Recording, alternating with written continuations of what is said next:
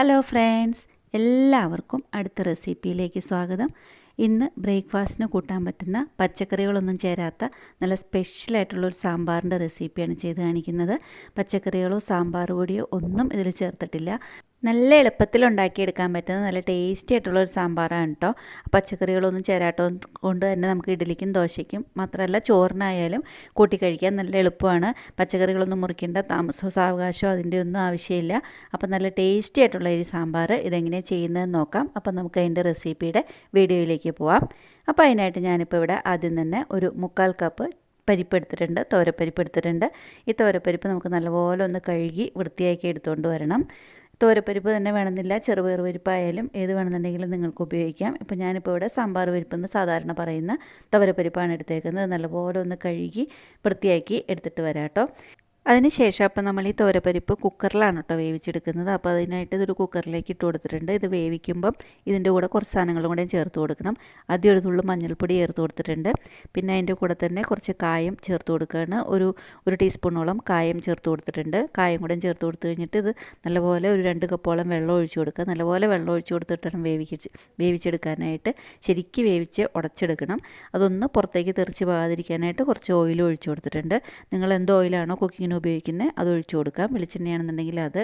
ഇനിയിപ്പോൾ ഇത് 2-3 വിസിലിൽ ഒന്ന് നല്ലപോലെ ഒന്ന് വേവിച്ചെടുക്കണം. അപ്പോൾ ഇത് വേകുന്ന സമയം കൊണ്ട് ബാക്കി കാര്യങ്ങൾ തയ്യാറാക്കിയെടുക്കാം. ഞാനിപ്പോൾ ഇവിടെ ഒരു 4 പച്ചമുളക് എടുത്തിട്ടുണ്ട്, 2 സവാള എടുത്തിട്ടുണ്ട്. മീഡിയം സൈസിലുള്ള സവാളയാണ്. കൂടെ ഒരു തക്കാളി എടുത്തിട്ടുണ്ട്, 2 അല്ലി വെളുത്തുള്ളി എടുത്തിട്ടുണ്ട്. വലിയ അല്ലി ആയതുകൊണ്ടാണ് കേട്ടോ 2 അല്ലി എടുത്തത്. വെളുത്തുള്ളി എടുത്തിട്ടുണ്ട്. ഇതിൽ ഇത്രയും എല്ലാം നല്ലപോലെ കഴുകി വൃത്തിയാക്കി തൊലിയെല്ലാം കളഞ്ഞിട്ട് ചെറുതാക്കി മുറിച്ച് എടുക്കണം. അപ്പോൾ ഇത് ഇത്രയും 4 പച്ചമുളക് എന്ന് പറഞ്ഞാൽ നിങ്ങൾ എരിവിനനുസരിച്ചിട്ട് നിങ്ങളുടെ ഇഷ്ടത്തിനനുസരിച്ചിട്ട് എടുത്ത് കൊടുക്കുക. ഞാനിപ്പോൾ ഇവിടെ എരിവുള്ള പച്ചമുളക് ആയതുകൊണ്ടാണ് 4 ഇതെല്ലാം കഴുകി വൃത്തിയാക്കി മുറിച്ചെടുത്തിട്ടുണ്ട്. ഇപ്പം സവാളയെല്ലാം പൊടിയായിട്ട് അരിഞ്ഞിട്ടുണ്ട്, തക്കാളി ആയാലും എല്ലാം പൊടിയായിട്ട് അരിഞ്ഞിട്ടുണ്ട്. പച്ചമുളക് അതുപോലെ ഇങ്ങനെ കീറിയെടുത്തിട്ടുണ്ട്. അതുപോലെ തന്നെ വെളുത്തുള്ളിയും ചെറുതായിട്ട് ചോപ്പ് ചെയ്തെടുത്തിട്ടുണ്ട്. ഇനിയിപ്പോൾ ഇതിനായിട്ട് നമുക്കൊരു പാൻ വെച്ച് കൊടുക്കാം. പാൻ അടുപ്പത്ത് വെച്ച് കൊടുത്തിട്ടുണ്ട്. അതിലേക്ക് നമ്മുടെ കുക്കിംഗ് ഓയിൽ ഒരു 1.5 ടേബിൾ സ്പൂൺ ഒഴിച്ച് കൊടുത്തിട്ടുണ്ട്. നിങ്ങൾക്കിത് ആദ്യമേ കടുക് വറുത്തിട്ട് വേണമെന്നുണ്ടെങ്കിൽ അങ്ങനെ ഉണ്ടാക്കാം. ഞാനിപ്പോൾ അങ്ങനെ ചെയ്യുന്നില്ല. എണ്ണ ചൂടായി വരുമ്പം അതിലേക്ക് ഉള്ളി ഇട്ട് കൊടുത്തിട്ടുണ്ട്. 2 ഉള്ളിയും വെളുത്തുള്ളിയും സവാളയും ഇട്ട് കൊടുത്തിട്ടുണ്ട്. ഇതൊന്ന് വഴറ്റി കൊടുക്കണം. ശരിക്കും ഇതൊന്ന് വഴറ്റി കൊടുക്കണം. അതിൻ്റെ കൂടെ തന്നെ പച്ചമുളകും ഇട്ട് കൊടുത്തിട്ട് ഇതൊന്ന് വഴറ്റി കൊടുക്കുക. ചെറുതായിട്ട് മീഡിയം ഫ്ലെയിമിലിട്ടിട്ട് ശരിക്കും ഒന്ന് വഴറ്റിയെടുക്കണം. സവാളയെല്ലാം ശരിക്കും ഒന്ന് വാടി കിട്ടുന്നവരേക്ക് ശരിക്കും ഒന്ന് വഴറ്റി കൊടുക്കുക. ശരിക്ക് നല്ലപോലെ ഇതൊന്ന് വാടി കിട്ടാനായിട്ട് 2-3 മിനിറ്റോളം ഇതൊന്ന് അടച്ച് വെക്കാം കേട്ടോ. അടച്ച് വെച്ചിട്ട് അതിന് ശേഷം തുറന്ന് നോക്കുമ്പോൾ എന്താ സവാളയെല്ലാം ശരിക്കൊന്ന് വഴന്ന് തുടങ്ങിയിട്ടുണ്ട്. ശരിക്ക് അടിക്ക് പിടിക്കരുത്. അടിക്ക് പിടിക്കാതിരിക്കാൻ പാകത്തിനുള്ള അളവിൽ ചൂട് വയ്ക്കണം. ഇനിയിപ്പോൾ ഇതൊന്ന് വഴന്ന് കിട്ടിയിട്ടുണ്ട്.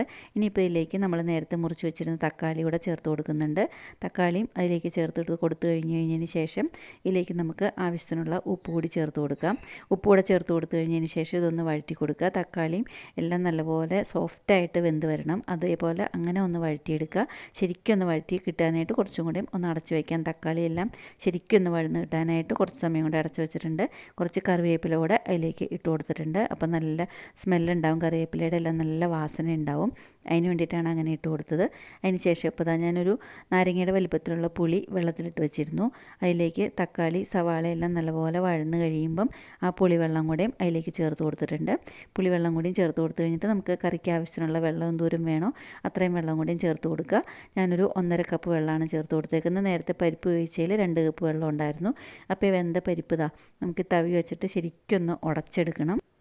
അപ്പോൾ ഇനിയിപ്പോൾ ഈ പരിപ്പ് വേവിച്ചതും കൂടെ അതിലേക്ക് ഒഴിച്ചു കൊടുക്കുകയാണ്. നല്ലപോലെ ഉടച്ചിട്ട് വേണം ഒഴിച്ചു കൊടുക്കാനായിട്ട്. അപ്പോഴേ സാമ്പാർ നല്ല കുറുകിയിരിക്കുള്ളൂ. വേവിച്ച പരിപ്പും കൂടെ അതിലേക്ക് ഒഴിച്ചു കൊടുത്തിട്ടുണ്ട്. ഇനിയിപ്പോൾ നമുക്കിതിലേക്ക് കുറച്ച് പൊടികളാണ് ചേർക്കുന്നത്. ഒരു 2.5 ടേബിൾ സ്പൂൺ മല്ലിപ്പൊടിയും 1 ടേബിൾ സ്പൂൺ മുളക് പൊടിയുമാണ് ചേർത്തേക്കുന്നത്. മുളക് പൊടി കുറച്ചാണ് ചേർത്തേക്കുന്നത്. എന്താണെന്ന് വെച്ചാൽ നമ്മൾ പച്ചമുളക് ചേർത്തിട്ടുണ്ട് നേരത്തെ. അതുകൊണ്ട് മുളക് പൊടി കുറച്ചും മല്ലിപ്പൊടി കുറച്ച് കൂടുതലുമാണ് ചേർത്തേക്കുന്നത്.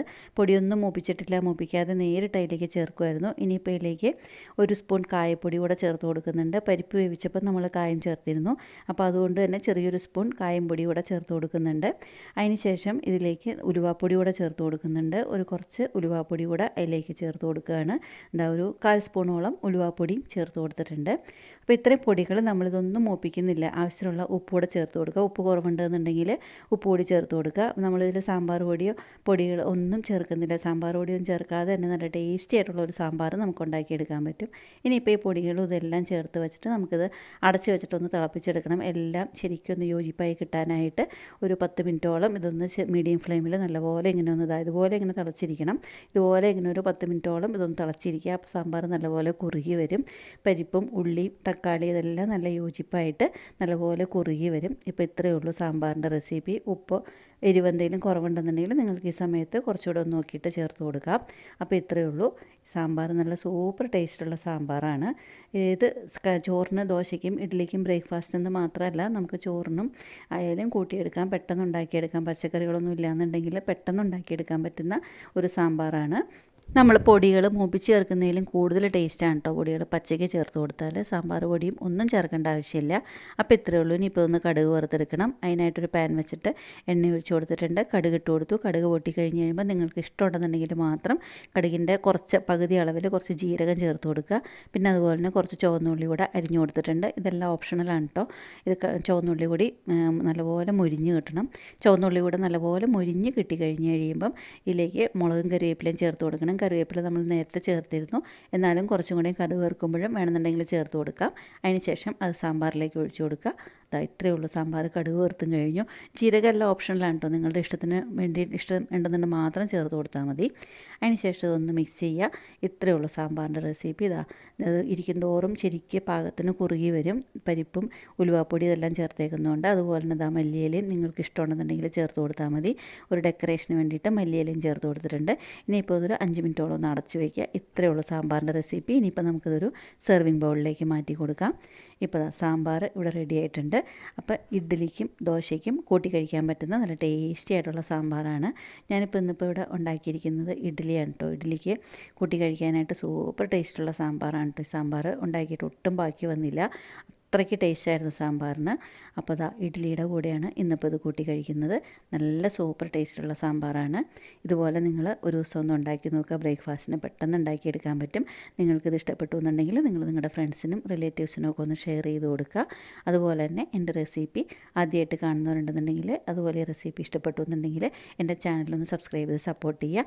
അതുപോലെ തന്നെ ഞാനിടുന്ന വീഡിയോസ് അപ്പോൾ നിങ്ങൾക്ക് നോട്ടിഫിക്കേഷൻ കിട്ടണമെന്നുണ്ടെങ്കിൽ അതിൻ്റെ അടുത്തുള്ള ബെല്ലൈക്കൺ പ്രസ് ചെയ്ത് അതിൽ ഓൾ എന്നുള്ള ഓപ്ഷൻ ക്ലിക്ക് ചെയ്താൽ ഞാനപ്പോൾ ഇടുമ്പോൾ അപ്പം തന്നെ നിങ്ങൾക്ക് അതിൻ്റെ നോട്ടിഫിക്കേഷൻ കിട്ടുന്നതായിരിക്കും. അപ്പോൾ ഇനിയും ഇതുപോലെ ടേസ്റ്റി ആയിട്ടും ഈസി ആയിട്ടും വെറൈറ്റി ആയിട്ടുള്ള വേറെ റെസിപ്പി ആയിട്ട് ഉടനെ വരുന്നവരേക്കും താങ്ക് യു.